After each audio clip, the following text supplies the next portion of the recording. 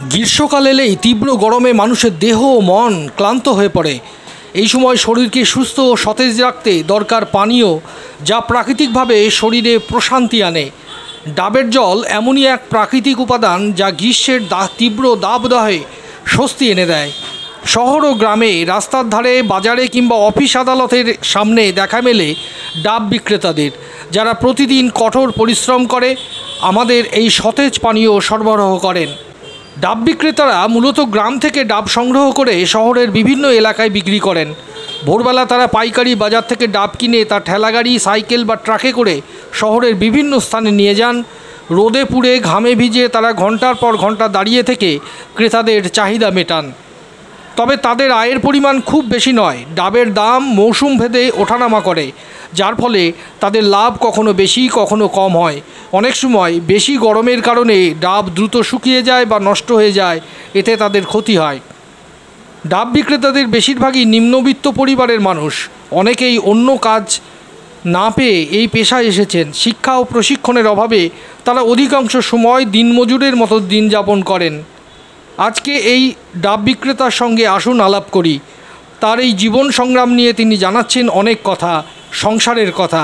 চলুন শুনে নিই তারই মুখ থেকে।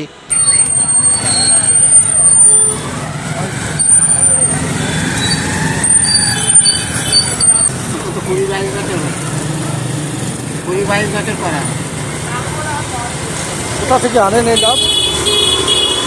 আগে সব বাগান থেকে দাদা ভাই কাটা হতো, এখন আর গেছুরের অভাব পড়ে না, এখন ওই গোলা থেকে কিনে নিয়ে আসা পাইকারি।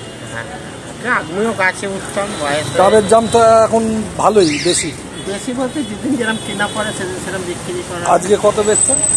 আজকে ওই 60 টাকা করে বলছি, 50 টাকা করে দিচ্ছি। মানে আগে গাছের থেকে কাটতেন? আগে গাছে আমি নিজে উঠে কাটতাম, আবার লোকও ছিল। এখন কারবার খুবই ঘর ঘর হরিনাম হয়ে গেছে, বুঝবে না। আর এখন সে মজা নেই, ওই চলছে, কোনো রকম বসে থাকবো ঘরে যাওয়ার পরে। এই ডাবের এই সময় গোলা টোলা কোথায় থাকে, কোথায় আছে? বিভিন্ন দিকে আছে, যেমন আমাদের ওই দিকে, ওর দিকে হয়তো আপনারা চিনবেন না, নাম হয়তো শুনেছেন। যেমন বাঁধের বাজার আছে, তারপরে ওইদিকে দাউনঘাটা বলে একটা জায়গা আছে, তারপর ওদিকে হাঁটালে আছে, ওদিকে হুগলির দিকে কানাইডাঙ্গা বলে একটা জায়গা আছে, সেখানে আছে, জগদীশপুরে আছে। আপনার বাড়ি কোথায়, কোন ডিস্ট্রিক্টে? আমার বাড়ি ডোমজি, হাওড়া ডিস্ট্রিক্ট। আচ্ছা, তা মোটামুটি কত ডাব বেচেন? হ্যাঁ, তো আজকে 30টা নিয়ে এসেছিলাম, ওইগুলো এখনো আছে, এখনো হচ্ছে 13 পিস মতন আছে। 16টা বিক্রি হয়েছে সকাল থেকে। তাতে আপনার রোজ হয়ে যায় মোটামুটি? না, এই কারবার করে পুরোপুরি এটা আমার খরচা মতন চলে। এতে এবারে এখন ডাবের ব্যবসা করে সংসার চলবে না, বলুন। ধরো 60 টাকা করে বেচে 200-300 টাকা হয় তো? হ্যাঁ, তা 300 টাকা গড়ে হয়। আচ্ছা, ওটার তো মানে ছাড়াতে পারে। নিজের খরচাটা, নিজের খরচা আরামে উঠে যায়। এবার তো ছেলেদের ভাত আছে, তাদের যে খেতে মানুষ করে যেটা খাওয়াবে না, পড়াবে না। তাদের যে আমি যে আমার বাবার জায়গা রেখে দিয়ে আমি যে এইসব পরিশ্রম করে আমি যে 3 কাঠা জায়গা কিনে সেখানে যে তোদের আবার আলাদা ঘর বাড়ি করে দিচ্ছি, তো আমাকে খেতে পড়তে দিতে হবে না? তাহলে আমাকে ঘরের ভাড়া দে। আমি একজন বড় ছেলের সঙ্গে লেগে গেছিলি, বৌমা কী হয়েছে না হয়েছে, বাবা তুমি একটু ছোটো ভাইয়ের কাছে কিছুদিন খাওয়া দাওয়া করো।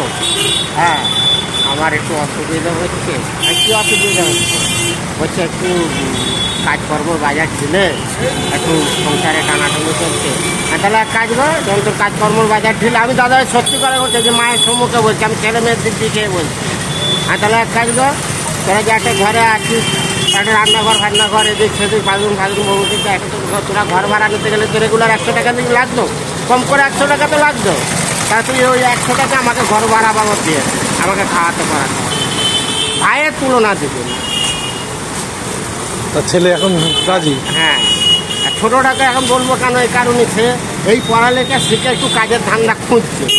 যদি একটা কোথাও শিখে যায়, আপনি তো আর বসে খাচ্ছেন না? না, আমি বসে এখনো কোনোদিন খাইনি।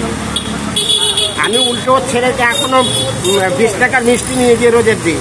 আমি এখনো মানে হিসেবে কিনতে গেলে কারো পয়সা এখনো খাই।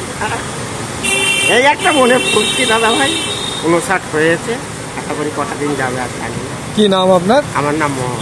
হ্যাঁ, মোহন। আচ্ছা। আমি হাসি খুশি খুব থাকি। ডোমজুড়ে বাড়ি। ডোমজুড়ে। আমি এখানে দুদিন আসছি। হ্যাঁ, আমার জায়গাটাও খুব ভালো লাগছে।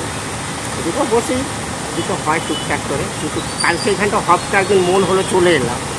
এসে দেখলাম আমাদের 6-8খানা মতন মাল ছিল, বেশ ঠাকুরের আশীর্বাদে বিক্রি হয়ে গেল। তাহলে এই জায়গাটা বেলার দিকে সকালে ওখানটা করে নেবো, এই 10টার পর ওইখান থেকে এইখানটা একটু একটু করে এই দুটা মাল নিয়েছি, দুটো একটা করে ওই 25-30টা করে নিই গোলা থেকে পাইকারি কিনে আমার নিজের খরচ বাবদ চলে, খুব ভালো।